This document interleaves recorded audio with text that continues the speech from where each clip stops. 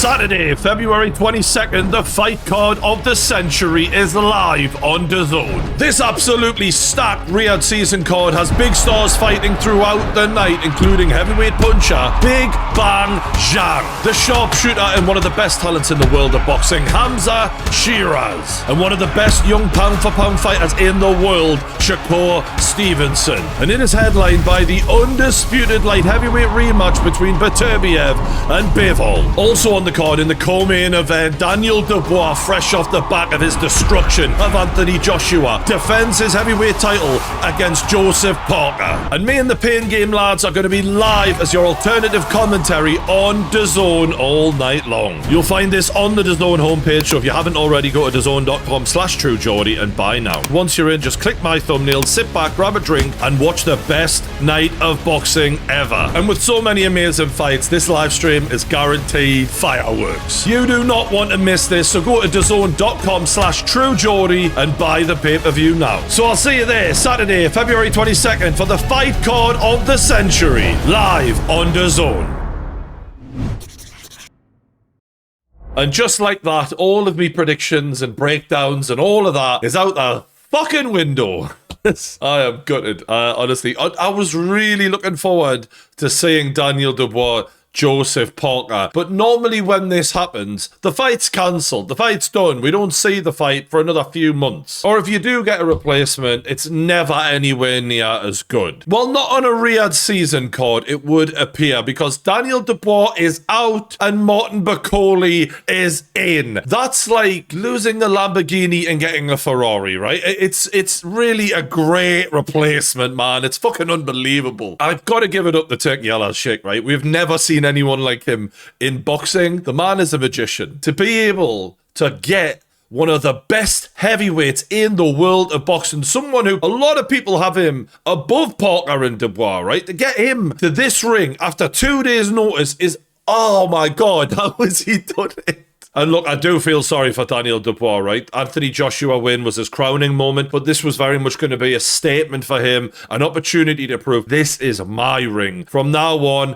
I'm defending the belt. I'm the king around here now. And to have all of that training camp just amount to nothing, it must be fucking brutal for him. And I wonder how that's going to impact him moving forward, like what moves he makes now, because this opportunity for Martin Bakole could just blow the whole motherfucking division open. Like, for example, Anthony Joshua was supposed to be ringside to watch Daniel Dubois versus Joseph Parker, and I think that there was potentially some thinking that AJ might get in the ring afterwards, depending on what happened, and do a bit of a face-off and say, I'm going to fight you next, right? Well, there's been talk of AJ versus Martin Bakole for fucking ages now, because the whole idea of them fighting in Africa was brought up. Turkey might have brought it up, someone brought it up, and I know Turki Al-Sheikh wants to do an event in Africa, and that for me would just be unbelievable. But Bakole really hasn't had the momentum to be able to land a fight like that yet, right? He hasn't been in there with the biggest names yet. Well, now he will be. And he'll be there doing it right as AJ is at ringside. And you already know if he wins, he's going to be pointing at AJ going, you and me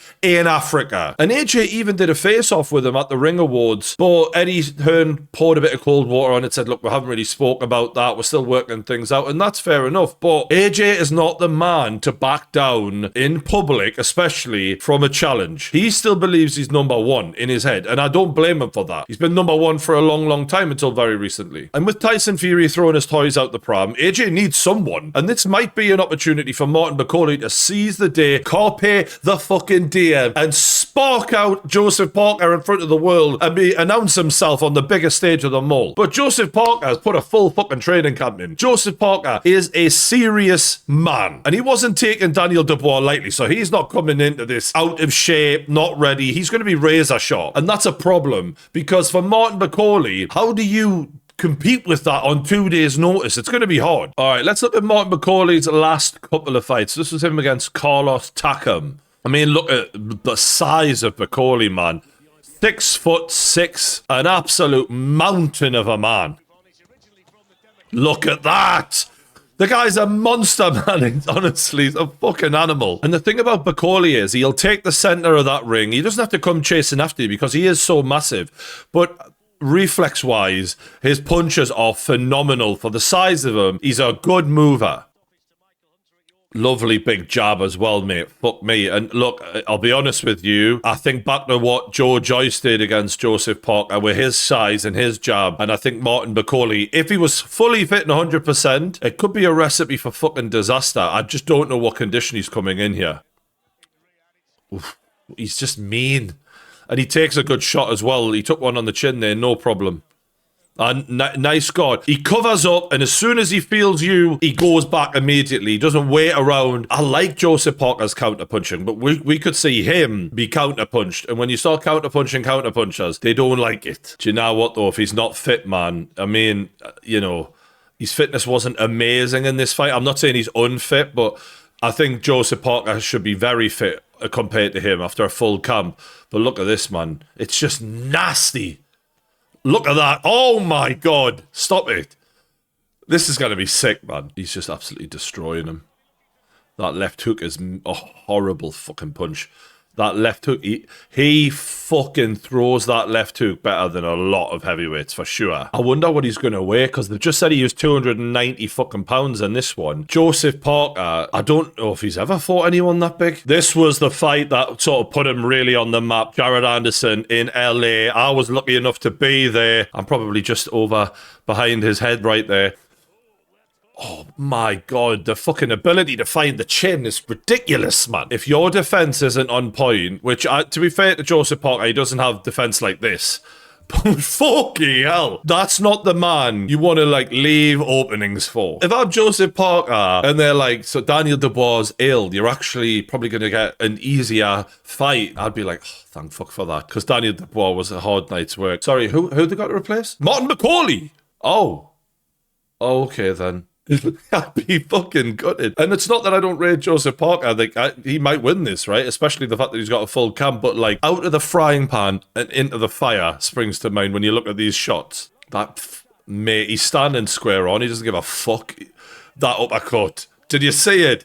What the fuck? A punch from him is like going into a car wreckage. It's like fucking crashing headfirst into a wall. Jared Anderson's neck, man, it's just going all over the fucking shop, yeah. And look, we've seen Joseph Parker be able to take a big shot from a Zhilei Zhang and to keep going and to wear his man down. Given the fact that Bakole's on 2 days' notice, that's got to be the game plan. Like, just weather the storm, keep going. Your gas tank will be superior to his. It can't not be. But if that motherfucker lands, you could easily go. I mean, look at that, man. Oh shit.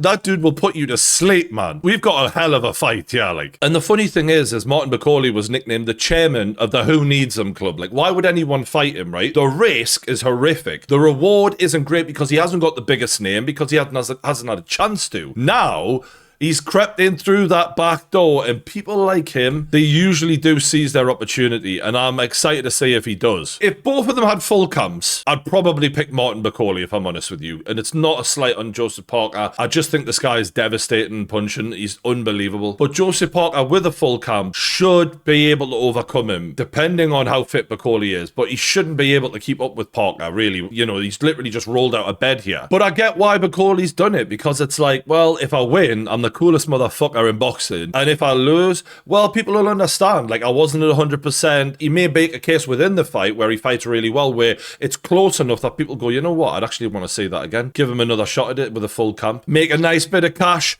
Show your loyalty to Riyadh Season and show that you're that guy, right? There's a lot of fighters who give it the big un and be like, anyone, anytime, anywhere. And Martin Bakole's been saying that for a while. But a lot of people, when the call comes, they don't want to fucking answer the call, right? It's engaged. I'm busy. This man, in the hour of need, stepped the fuck up. Us boxing fans should be grateful for him, because this would have felt like something was missing, because we've been waiting for this 7-course meal or whatever the fuck we're about to enjoy on Saturday night. But one of those courses was very important to that. And Martin Bakole has ensured we still get that fucking lovely dinner, and I can't wait for it, man. This event is going to be so amazing. Me and the lads are going to be live I think for about 4:45 UK time for when the Joshua Buatsi fight starts. And we are on to the fucking wheels fall off. And I can't wait. Let me know in the comments below all of your predictions if you can. I want to see what combinations you are going for, because then you can gloat if you get it right. If you haven't already, hit the like button. I'll see you Saturday night live on the Pain Game YouTube channel with the lads. I'll see you there.